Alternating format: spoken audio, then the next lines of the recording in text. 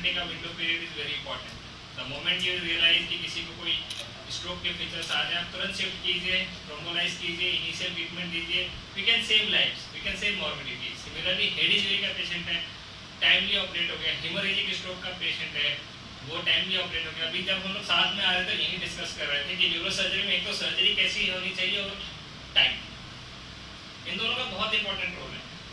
अगर टाइम पे हो गई और सर्जरी अच्छी हो गई तो आउटकम इजीली अच्छा रहता है और मॉर्बिडिटी बहुत ही कम रहती है। एक कल का ही एग्जांपल दूंगा, एक हेमोरेजिक स्ट्रोक का पेशेंट आया हमारे पास मैक्स नोएडा में, बहुत क्रिटिकल कंडीशन में, गैस्पिंग स्टेट में आया, M2 था, मतलब ही वाज ऑलमोस्ट पीपल्स उसके अनइक्वल हो गए थे। We had taken him within half an hour and we operated on him, and today he was like, he has improved significantly. उसके pupils वापस कैप्टिंग हो गए और significant improvement in GCS level और consciousness level we can say। तो time is very important, timely operate हो गया और अच्छा सर्जरी हो गया तो अच्छी रिकवरी बनी। तो यही मैसेज देना चाहेंगे हम यहाँ से कि चाहे हेड इंजरी का पेशेंट हो, चाहे स्ट्रोक का पेशेंट है, किसी तरह का ही हो, टाइम पे आप लोगों से, मीडिया बंधुओं से यही अनुरोध रहेगा कि टाइम पे अगर ये मैसेज पहुंच जाए सोसाइटी तक कि भाई टाइम पे आप इलाज कराएं, अननेसेसरली इधर उधर चक्कर ना मारें। क्योंकि अगर आप उस विंडो के बाहर आते हैं तो फिर हम लोग भी हेल्पलेस हो जाते हैं, फिर हमारे पास ऑप्शंस भी कम रहते हैं और हमारी ट्रीटमेंट भी इतनी इफेक्टिव नहीं होगी। सो थोड़ा सा टाइम को लेके आप लोग भी इस मैसेज को सोसाइटी में पहुंचाएं, यही हमारा रिक्वेस्ट है। और बस इसी के साथ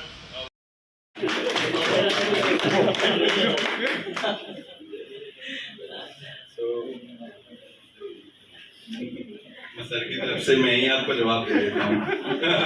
तो इसमें थोड़ा सा बस हमारा आपसे यही रिक्वेस्ट रहेगा कि डेफिनेटली जैसे जो आज के टाइम में सर्विस का बहुत बड़ा रोल आता है, मतलब हम देखते हैं कि हम वर्क करते हैं प्रिस्क्रिप्शन पे, हमारे प्रिस्क्रिप्शन बाउंस ना हो, तो जो मेडिसिन की डिलीवरी है उस पर आप थोड़ा फोकस करें। एंड डेफिनेटली आई थिंक हमारे यहाँ तो एग्जिस्टिंग वेंडर हैं और डॉक्टर रोहित ऑलरेडी आपकी मेडिसिन प्रिस्क्राइब करते हैं, तो इस चीज़ को थोड़ा आप इंश्योर करें कि आगे के लिए भविष्य में अच्छा साइमल्टेनियसली जैसे हम कोई अगर कैंप या ऐसा ऑर्गेनाइज करते हैं तो मेरा ये रिक्वेस्ट रहेगा कि हम लोग एज ए हॉस्पिटल तो कैंप ऑर्गेनाइज करते हैं क्योंकि हमारे पास कंसल्टेंट्स हैं तो हम लोग फ्री ओपीडी कर सकते हैं, बट डेफिनेटली जब ये मेडिसिन की बात आती है तो कुछ पेशेंट्स उस एस्पेक्ट से भी आते हैं कि भाई हमें मेडिसिन में कुछ ऐसा प्रिविलेज मिल जाए। तो स्पेशली जब हमारे कैंप हो तो आपका जैसे आज के प्रोग्राम में जो भी कंट्रीब्यूशन है, एक आप कोशिश करें कि कुछ एक आध ऐसी डोज या कुछ सेकंड लाइन कुछ मेडिकेशन सपोर्ट मेडिसिन आप फ्री कर पाए पेशेंट को, तो आई थिंक वो पेशेंट के पर्सपेक्टिव से बहुत अच्छा रहेगा। Thank you. वो हम सब स्ट्रोक मैनेजमेंट का हम करते ही हैं। हाँ, डेफिनेटली आगे जो फर्दर इंटरवेंशन है उसके लिए जो एक टाइम पीरियड है, अगर पेशेंट को हमें शिफ्ट भी करना पड़ रहा है तो लगभग 1 से 1.5 घंटे में हम लोग ACLS एम्बुलेंस से पेशेंट को शिफ्ट कर सकते हैं और उसमें लगभग 60 से 70% ऐसे होते हैं जिनको हम यहाँ पर ही अपने अस्पताल में मैनेज कर सकते हैं। तो कॉस्ट वाइज भी पेशेंट के लिए ट्रीटमेंट बहुत सस्ता हो जाता है। कंपैरेटिव जो ICU कॉस्ट है, जैसे ही हम यहाँ से बुलंदशहर क्रॉस करते हैं तो नोएडा, ग्रेटर नोएडा जाने के बाद कंपैरेटिव कॉस्ट यहाँ से लगभग 3-4 गुना हो जाती है। तो वो एक अपने आप में इस क्षेत्र के लिए बहुत बड़ा मतलब वरदान कहूँगा मैं, क्योंकि ICU सर्विसेज हमारी बहुत ही क्वालिटी वाइज देखें, डॉक्टर्स की जो क्लिनिकल टीम है बहुत ही कॉम्पिटिटिव टीम, स्टाफ हमारे यहाँ पूरे कॉम्पिटेंट स्टाफ है, बट कॉस्ट हमारे यहाँ बहुत ही कंपेरेबल कॉस्ट है। इनफैक्ट बुलंदशहर से भी हम कंपैरिजन करते हैं तो हमारी जो कॉस्ट है वो बहुत ही पेशेंट के पॉकेट फ्रेंडली है। तो इमरजेंसी के केसेस के लिए भी तो मैं चाहूँगा कि जो हम अपना जो हमारी मीडिया की टीम है वो भी इस चीज़ के लिए आपसे अनुरोध करूँगा कि स्ट्रोक के लिए स्पेशली जो भी लाइफ सेविंग इवेंट्स हैं उसके लिए आप लोग हमारा सहयोग करें। और मैं चाहूँगा हमारे बीच में कुछ पेशेंट्स हैं तो अगर कुछ उनके कोई क्वेरीज हो, कोई कुछ क्वेश्चन पूछना चाहें तो डॉक्टर अमित और डॉक्टर रोहित हैं यहाँ पे, उनसे आप अपने कुछ क्वेश्चंस पूछ सकते हैं। तो उसमें हमारी जो मार्केटिंग टीम है वो उनको सपोर्ट कर सकती है। प्लीज़ आप एक बार उनसे डिस्कस कर लें कि किसी के कोई अगर क्वेश्चन है, सवाल जवाब कर। तो जस्ट एक मैं बताना चाह रहा था कि तो मैक्स जब ये JP था तो मैक्स जब JP नोएडा का जो न्यूरोलॉजी डिपार्टमेंट है वो मैंने इस्टेब्लिश किया था। तो फ्रॉम 2014 टू 2017 मैं ही हेड ऑफ द डिपार्टमेंट था जेपी का, और वहाँ की जो करंट डिपार्टमेंट इंफ्रास्ट्रक्चर और सब चीज़ें मैंने ही की थी। तो मेरा कहने का मतलब ये है कि वो एक जुड़ाव लगाव जो भी है वो मेरा जेपी से था, और अब जेपी मैक्स हो गया है। तो उस वक्त भी चिट्टा में एक दो बार आया हूँ उस टाइम पे, बट उस समय कोई ओपीडी वगैरह शुरू नहीं हुई थी। खैर आफ्टर दैट आई लेफ्ट। तो अभी जो मैं दोबारा हमारा जो आने का जो मोटो है, सुमित से भी मेरी बात हुई, रोहित से हम लोग डिस्कस कर रहे थे। तो एक तो पहली बात है कि आज का जो ओपीडी था दैट वाज वेरी एनकरेजिंग, काफ़ी बहुत सारे पेशेंट्स थे, and that I was told कि ऐसा कोई बहुत ज़्यादा ऐसी कोई पब्लिसिटी ऐसे, it was all bye mouth he spread हुआ और लोग आए, व्हिच इज वेरी गुड। इसका मतलब भी definitely have a base here जहाँ पे शायद न्यूरोलॉजी की सेवाओं की आवश्यकता ज़रूरी है, और शायद रोहित इतने दिन से आ ही रहे हैं तो एक जो है कंटिन्यूटी सी बनी रहेगी।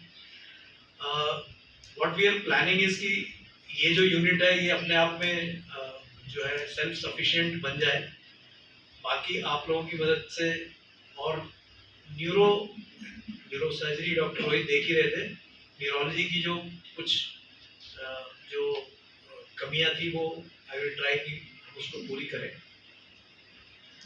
यहाँ पर मैक्सिमम चीज़ें आजकल जब से टेलीमेडिसिन हो गया है या आजकल व्हाट्सएप पे सब चीज़ें होती हैं, तो हम लोग ये कोशिश करते हैं कि as a super speciality we work as guiding sources, है ना। यहाँ पे मेडिसिन में है लोग, बहुत अच्छे लोग हैं, critical care is doing very well. Last time मैं आया था करीब 2 weeks back, I had come, so I had seen and made a facility around. So I was really impressed by the kind of infrastructure that we have and the kind of work we are doing. तो already काम बहुत अच्छा चल रहा है, और what I would like to do is कि कुछ ऐसे काम जो एज अ सुपर स्पेशलिस्ट मैं कर सकता हूँ, और शायद यहाँ इसलिए नहीं हो पा रहा है क्योंकि एक सुपर स्पेशलिस्ट चाहिए होता है कुछ चीज़ों के लिए। मसलन जैसे स्ट्रोक है, तो stroke I am very passionate about stroke management. तो स्ट्रोक तो देखिए सभी मैनेज कर ही रहे हैं, बट हम ये चाह रहे थे कि स्ट्रोक एक्यूट स्ट्रोक ट्रीटमेंट का जो लाभ जो दूसरे लोगों को भी मिल रहा है दूसरे शहरों में, वो चीज़ें जो है बुलंदशहर के भी सभी मरीजों को इसकी जो है सुविधा उपलब्ध हो। स्ट्रोक जो है इसमें एक्यूट समय जिस गोल्डन पीरियड बोलते हैं उसकी बड़ी महत्व है, क्योंकि 4-4.5 घंटे में अगर आप स्ट्रोक आइडेंटिफाई कर लेते हैं, और ऐसी जगह जहाँ सीटी स्कैन है, अच्छे डॉक्टर्स हैं एंड इंफ्रास्ट्रक्चर है, वहाँ पर हम स्ट्रोक का ट्रीटमेंट काफ़ी हद तक कर सकते हैं, जिससे कि जो स्ट्रोक की वजह से जो वीकनेस या न्यूरोलॉजिकल डेफिसिट है उसको हम बचा सकते हैं।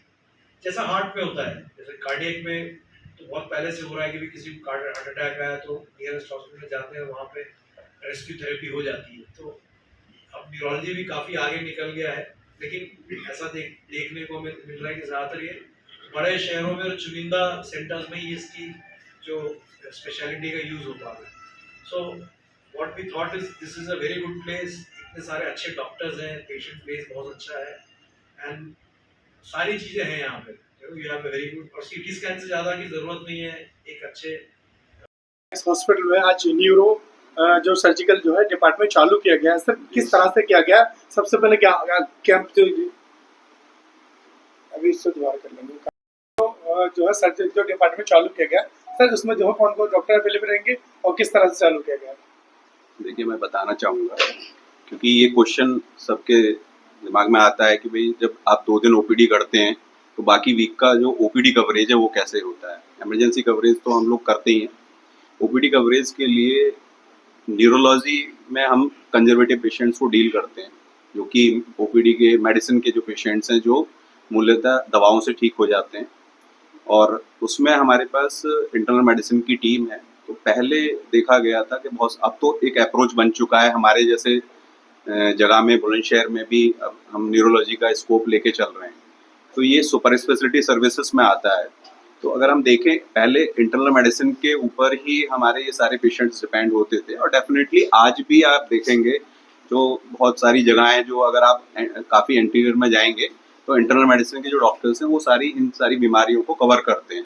बट डेफिनेटली जब एक स्कोप ऑफ मेडिसिन का बढ़ता है किसी भी स्पेशलिटी का, तो उसमें हमें एक जो नए नए रिसर्च हैं, उनके जो कंसल्टेंट्स हैं, उनके हमें अनुभव मिल जाते हैं, और उससे हम उस चीज़ को और अच्छा कर पाते हैं। तो हमारी जो इंटरनल मेडिसिन टीम है, कोई भी ऐसे मरीज हमारे पास जो ओपीडी में रोजमर्रा उसमें भी आते हैं, तो उनको हमारे यहाँ डॉक्टर गिरीश हैं, senior consultant internal medicine, doctor Amit हैं, ये दोनों लोग उनको देखते हैं डेली ओपीडी में। और अगर उसमें से हमें लगता है कोई पेशेंट फिल्टर करना है तो उसको हम न्यूरोलॉजी सुपर स्पेशलिटी ओपीडी के लिए फिल्टर कर लेते हैं या न्यूरो सर्जरी के लिए कर लेते हैं। सर हम बात करें न्यूरो डिपार्टमेंट की डॉक्टर की फीस क्या होगी सर? फीस देखिए OPD फीस। अभी हमारे यहाँ जो स्टैंडर्ड ओपीडी फीस है वो 100 रुपीज़ है। हालांकि जो गवर्नमेंट का जो एक बेसिक नॉर्म्स है उसमें ये है सेंट्रल गवर्नमेंट का कि 350 रुपये फीस एक बेस लाइन फीस है आज के टाइम में। तो हमारे अस्पताल ने फिर भी एक जो यहाँ की जनसंख्या को देखते हुए, यहाँ की जो इकोनॉमिक कंडीशन को देखते हुए 100 रुपये जनरल स्पेशलिटीज़ की ओपीडी रखी हुई है और 300 रुपये हमने सुपर स्पेशलिटीज़ की रखी है, जिसमें हम 100 रुपये अभी डिस्काउंट करके रखते हैं। तो 200 रुपये हम सुपर स्पेशलिटी का लेते हैं, जिसमें चाहे हमारा न्यूरोलॉजी ओपीडी है चाहे हमारा न्यूरो सर्जरी ओपीडी। अगर इमरजेंसी मरीज होगा तो उसके लिए क्या क्या फीस होगी? उसके कोई अलग चार्ज होंगे क्या? इमरजेंसी का हमारे यहाँ कोई एज सच एडिशनल कोई चार्ज नहीं लेते हैं। वो इमरजेंसी डिपेंड करता है, अगर कोई पेशेंट इमरजेंसी डिपार्टमेंट में आ रहा है तो उसके लिए हमारे लिए एक यूनिवर्सल 350 रुपये फीस है इमरजेंसी फीस, चाहे वो किसी भी स्पेशलिटी की है और किसी भी समय आ रहा है, क्योंकि उसमें हमारी इमरजेंसी टीम पूरी एक्टिव हो जाती है। उसके ऊपर फिर वहाँ से निर्धारित किया जाता है कि उस पेशेंट को स्टेबलाइज करके उसे घर जाना है या भर्ती करना है। तो मंडे और थर्सडे डॉक्टर के अलावा अगर उस बीच में जो है कोई क्रिटिकल कंडीशन में पेशेंट आता है तो उससे किस तरह से हैंडल किया जाएगा? उसके लिए मैंने जैसे बताया, क्रिटिकल पेशेंट हमारे यहाँ सबसे पहले इमरजेंसी में आता है, तो इमरजेंसी से उस पेशेंट को फिल्टर किया जाता है कि वो न्यूरो सर्जरी में जाएगा या न्यूरोलॉजी में कंजर्वेटिव मैनेजमेंट के अंदर। जैसे डॉक्टर साहब ने बताया स्ट्रोक का है तो स्ट्रोक के अकॉर्डिंग, या कोई एक्सीडेंटल ट्रॉमा है, अगर हमें कोई उसमें सर्जरी करने की आवश्यकता है तो उसके अकॉर्डिंग। तो उसमें उसको हमारे यहाँ जनरल सर्जन है डॉक्टर करण, तो न्यूरो सर्जरी का पेशेंट जनरल सर्जन के साथ में एडमिट होता है और उसका जो टेक केयर करते हैं हमारी critical care team ICU team उसको करती है। साइमल्टेनियसली अगर हमारा न्यूरोलॉजी का पेशेंट है वो मेडिसिन की टीम के साथ में क्लब होके एडमिट किया जाता है। अगर इसी में कोई स्पाइन इंजरी या ऐसा कुछ होता है तो ऑर्थोपेडिक्स में डॉक्टर अखिलेश हैं हमारे यहाँ, उनके साथ क्लब करके एज ए सेकेंडरी कंसल्टेंट हम उसको ट्रीट करते हैं। सर मेरा आपसे लास्ट सवाल, जो आज कैंप लगाया गया, ये कैंप आगे भी लगेंगे या आज लास्ट है? डेफिनेटली ये हमारी एक्टिविटी आपने देखी होंगी। हम लोग इस चीज़ में काफ़ी बिलीव करते हैं कि जितना हम लोगों के बीच में पहुँचे और लोगों को हमारी सुविधाओं के बारे में पता चले, तो आज के कैंप का भी हमारा मूल उद्देश्य यही था कि भाई जो हमारी माउथ पब्लिसिटी से जितने लोग आ सकते हैं, क्योंकि हमने इसका कोई बहुत ज़्यादा कोई ऐसा पब्लिशमेंट अभी नहीं किया है, बट जितने लोग हमारे पास आए तो उसमें से भी हमने फिल्टर करके जो लगभग 60 पेशेंट हमारे न्यूरोलॉजी और न्यूरो सर्जरी के लिए फिल्टर हुए, बाकी हमारी अदर स्पेशलिटीज़ को वो पेशेंट मूव हो गए थे। तो ऐसे कैंप हम हमेशा करते हैं। सिर्फ देखा गया था, मेडिसिन भी फ्री दी गई थी? मेडिसिन एज सच हमने मतलब इसमें, क्योंकि मैंने आपको बताया कि बहुत इसमें डिपेंड करता है कि हमारी किस तरीके से हम प्लानिंग कर रहे हैं। तो क्योंकि ये इंट्रोडक्टरी ओपीडी थी, क्योंकि ऑलरेडी हम मेडिसिन का कोई एज सच फ्री का कोई ऐसा अनाउंसमेंट नहीं करते, बट हाँ ये जरूर है जहाँ कहीं अगर इसमें कोई ऐसा गरीब पेशेंट है जहाँ हमें लगता है जो मेडिसिन अफोर्ड नहीं कर सकते, उनके लिए हम कोशिश करते हैं कि उनको हम फ्री मेडिसिन दे दें या जो भी हम एक वाजिब जो डिस्काउंट्स हैं वो हम प्रोवाइड कर सकें। सर आयुष्मान कार्ड धारकों के लिए क्या और पंडित दीनदयाल के लिए क्या आपके सुविधाएं सर?